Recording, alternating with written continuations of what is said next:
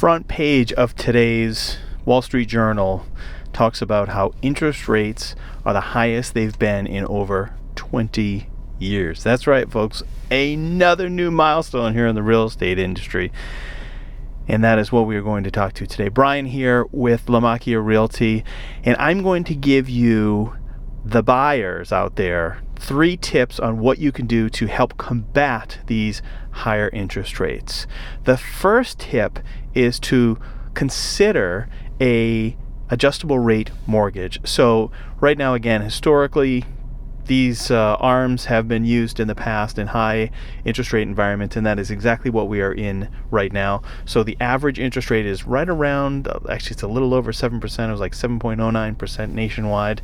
So if you have an adjustable rate mortgage, you could do a 3-1 ARM, a 5-1 ARM, a 7-1 ARM, I think there's even a 10-1 ARM.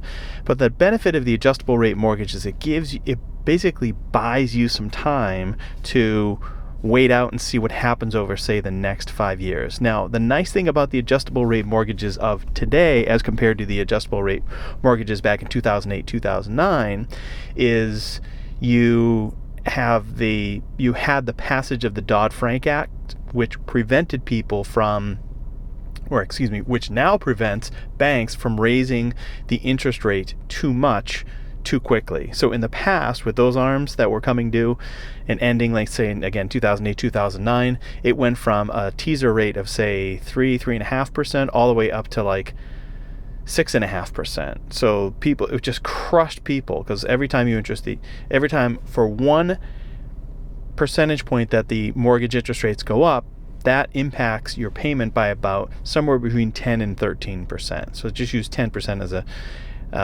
rough estimate. So if you go up 3 points, that's 30% more. So that's why so many people were in that situation, again, back in 2008, 2009. But the adjustable rate mortgages of today are very different than what they were back then. So that is tip number 1.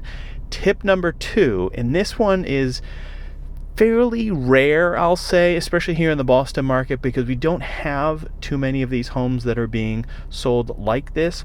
But if you have an FHA, a VA loan, or a USDA loan, those are actually what's called, it could be considered an assumable mortgage. So if the seller were to allow the buyer to assume their mortgage, you would then be locking into that typically lower interest rate. So again, you're not going to see that very frequently here in the Northeast in particular, but you're going to see it throughout the rest of the country. But it is an option. Now, in order to find those assumable mortgages, you really have to do some digging.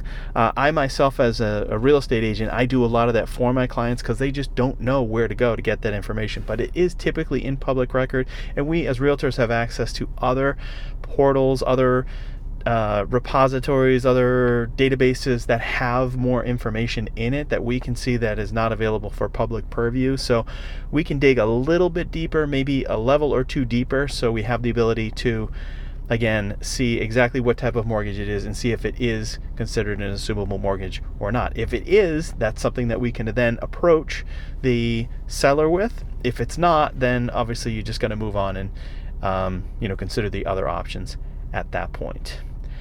The third and final option that I want to discuss here, and how we can help alleviate some of the pain as buyers in a high interest rate environment, is doing what's called essentially a seller buy down. So it could be a 3-2-1 buy down, it could be a 2-1 buy down. In fact, that's probably the most common, or it could be a 1-to-1 buy down. And what that is essentially the seller contributes a seller credit at closing that will pay for the interest rate buy down for a period of time. So let's use a 2-1 buy down as an example.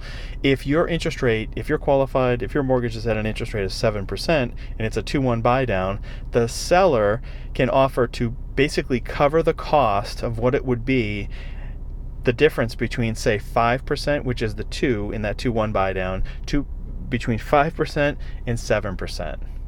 So that money, again, is issued as a credit at closing, and it goes into an escrow account. And then every month, when the monthly payment is due, that gets distributed out of that escrow account so that the monthly payment that you're making, the effective monthly payment, is based off of an interest rate of 5%, not 7%.